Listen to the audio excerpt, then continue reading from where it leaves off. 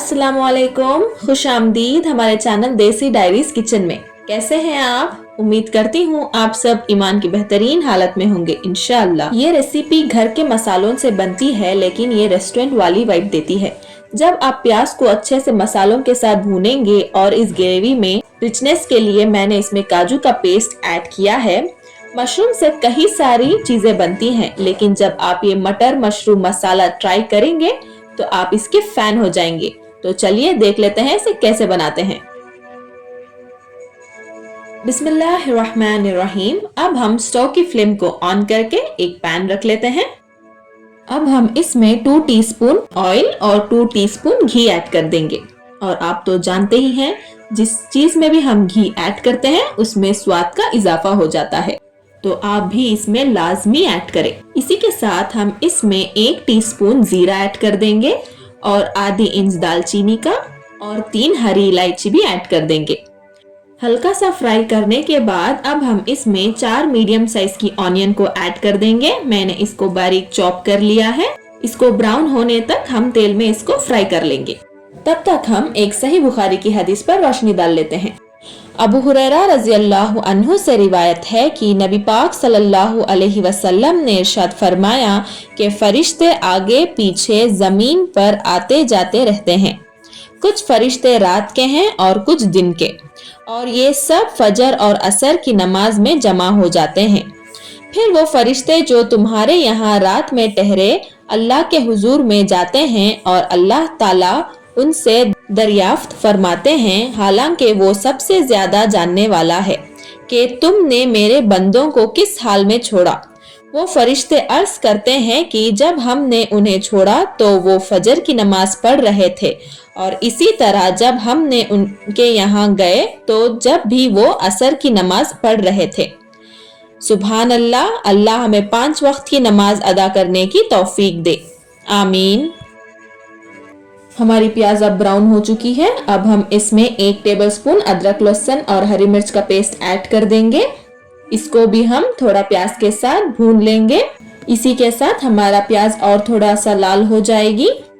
अब हम इसमें थोड़ा सा पानी ऐड करके इसको फिर से थोड़ा सा भून लेंगे। पानी हमने इसीलिए ऐड किया है ताकि हमारा ये प्याज और ये पेस्ट जले ना।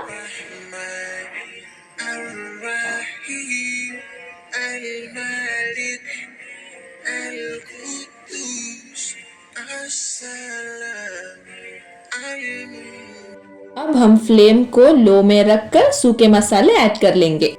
1/4 टीस्पून हल्दी powder, 1 tablespoon Kashmiri red chilli powder, 1 teaspoon red chilli powder और 1 टेबलस्पून धनिया पाउडर। अब इन सब को थोड़ा सा पानी ऐड करके हम भून लेंगे। फ्लेम को हम मीडियम में रख लेंगे और इसमें थोड़ा थोड़ा पानी ऐड करते हुए हम हमारे मसालों को भून लेंगे।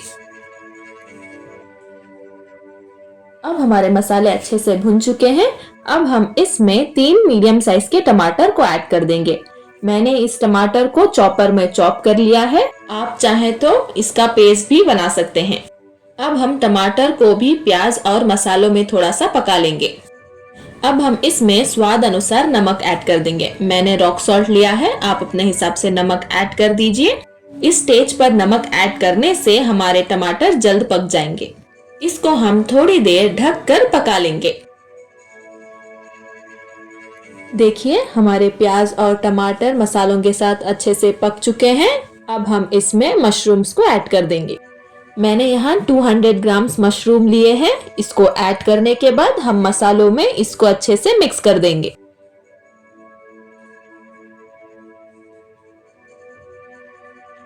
ऑब्वियसली ये मटर मशरूम मसाला है तो हम इसमें मटर तो ऐड करेंगे ही। मैंने यहाँ 1/2 कप मटर लिया है। इसको भी हम मसालों के साथ अच्छे से मिक्स कर देंगे।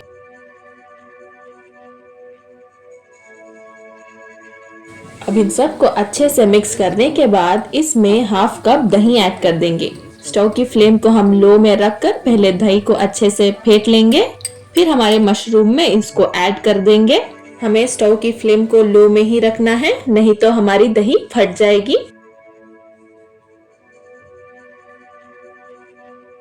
दही को अच्छे से मिक्स करने के बाद अब हम इसमें थोड़ा सा पानी ऐड करेंगे। मैंने दही वाले कप में ही थोड़ा सा पानी ऐड कर लिया था।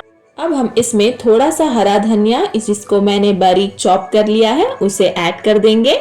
और हाफ कप मेथी, इसको भी मैंने बारीक चॉप कर लिया है, इसको ऐड करके हमारे मशरूम में मिक्स कर देंगे। इन सब को अच्छे से मिक्स करने के बाद अब हम इसे ढककर थोड़ी देर के लिए पका लेंगे। लगभग 5 मिनट हो चुके हैं और हमारी ग्रेवी में से मसालों की बहुत सी अच्छी खुशबू आ रही है। अब इस स्टेज पर आप नमक मिर्च को टेस्ट कर लीजिए। मुझे इसमें नमक थोड़ा सा कम लगा तो मैंने ऐड कर लिया है। इसको भी हम अच्छे से मिक्स कर देंगे। इस ग्रेवी को रिचनेस देने के लिए मैंने यहाँ काजू का पेस्ट ऐड किया है। मैंने यहाँ 15 काजू को गर्म पानी में भिगो के रख दिया था और मिक्सी के जार में थोड़ा सा पानी ऐड करके इसका स्मूथ सा पेस्ट तैयार कर लिया है। इसको भी हम ऐड करके अच्छे से हमारे मशरूम और मटर के साथ मिक्स कर देंगे। अब हम इसमें थोड़ा सा पानी ऐड कर लेंगे। आपको जितनी कंसिस्टेंसी चाहिए इस ग्रेवी की उतना पानी ऐड कर लीजिए। इसको हम ढक कर थोड़ी देर पका लेंगे। हमारी ग्रेवी में से अच्छी सी खुशबू आ रही है और ये कंसिस्टेंसी बिल्कुल परफेक्ट है। अब हम इसमें 2 पिंच गरम मसाला ऐड कर देंगे और थोड़ा सा कसूरी मेथी ऊपर से ऐड कर देंगे हम, और इससे हमारी ग्रेवी में और भी अच्छा सा स्वाद आ जाएगा। और थोड़ा सा हरा धनिया हम ऐड कर देंगे। इन सब को अच्छे से मिक्स करके अब ये ग्रेवी खाने के लिए बिल्कुल तैयार हो चुकी है। अब हम इसे सर्व कर लेते हैं।